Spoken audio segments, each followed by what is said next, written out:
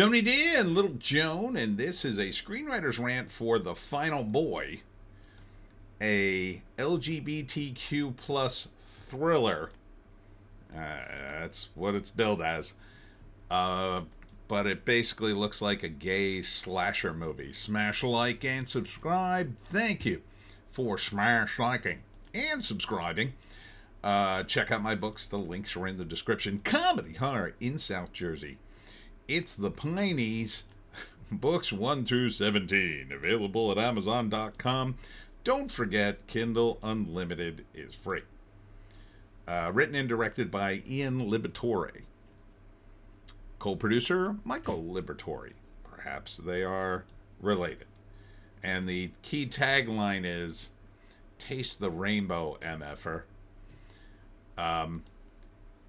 So I'm not sure how being gay adds to the thriller aspect. Here you probably can't see because my head's blocking it, but you got the killer sneaking in as two gay guys get it on. Yeah, I'm not sure this is something that is really going to have much of an audience. And because I can't think of a particular, by the way, it's not rated, probably for adult situations. Because it, I guess you could say, exploits the LGBT community, because, they're releasing it Pride Month. It doesn't really add to, there's a body. It doesn't really add to the thriller aspect of a slasher movie. Now, you could argue it's different. I don't see it being that much different. And quite frankly, I don't see it, it just doesn't have a big enough audience. Right? So, I think fans of slasher movies probably aren't going to be particularly enamored by the gay angle, and it just feels kind of like, well, there's gay people in it, you got to see it or you're homophobe. Not necessarily. But it is different. You could give it that. But so would I don't know, if you made everybody a chef who's in the cabin, that would be different. Would chefs come see it because there are chefs in it? Would being chefs somehow alter the thrilling aspects of a slasher movie? Probably not. So, first act, and this is my second take, so I read the synopsis. A group of friends get together because another friend died. So they decide to go to a cabin in the woods to celebrate his life and then have a bunch of gay sex, I guess, because there's a lot of gay sex scenes seemingly in the trailer. And then a killer targets them, and one by one they start dying, and that's probably the second act. And then the third act is a big reveal, and then the fight between whoever's left and the killer. Another aspect of this is when they do this with, say, like a summer camp and mostly straight characters, there are women, and they're not as strong as men, right? So they are more vulnerable. The straight characters, all men, they could easily overwhelm the killer because they're all men and they're stronger. And I don't know, is this a hate crime? I don't think it's a hate crime movie. I guess it could be. That aspect of it is. And the other thing is, too, even though it's in a remote cabin, allegedly, it doesn't really give that vibe off when you watch the trailer. I'm not seeing the cabin. I'm not seeing the woods, really. I'm just seeing a regular looking house for the most part. That part of it, I think, really needed to just be in the trailer. It's on the movie poster, which is on the IMDb. But it's not really in the trailer. And The Final Boy doesn't seem to be the right title for this.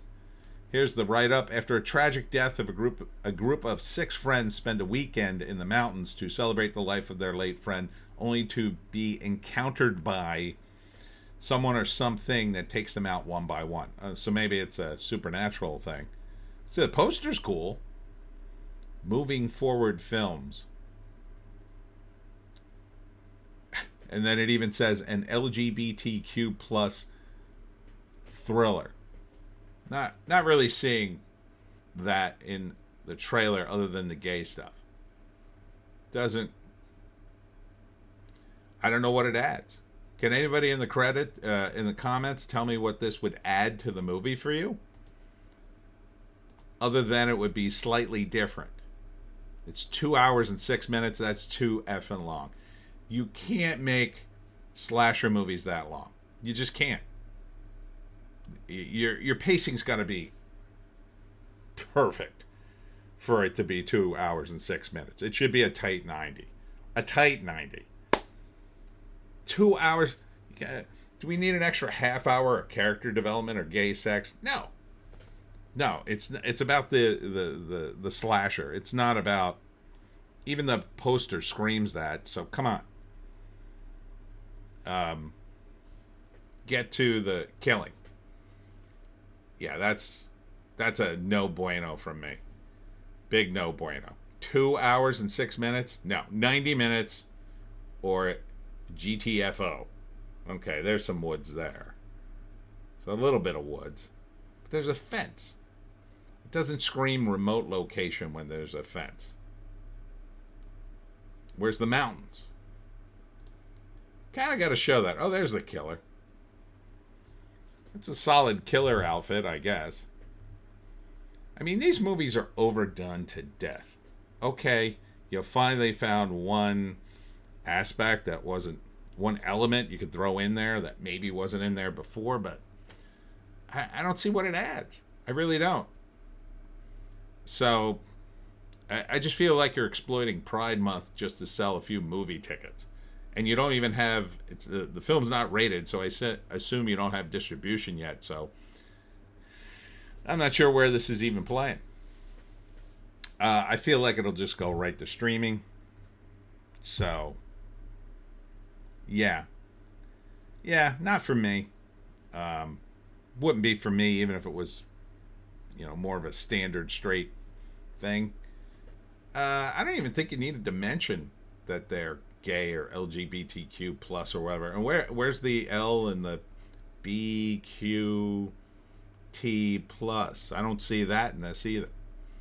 Maybe it's there. Yeah. The Final Boy. You want to see it? It'll probably be somewhere, I guess. Oh wait, here's a website. You can visit movingforwardfilms.com for more information. And that's it for me, Tony D, and Little Joan.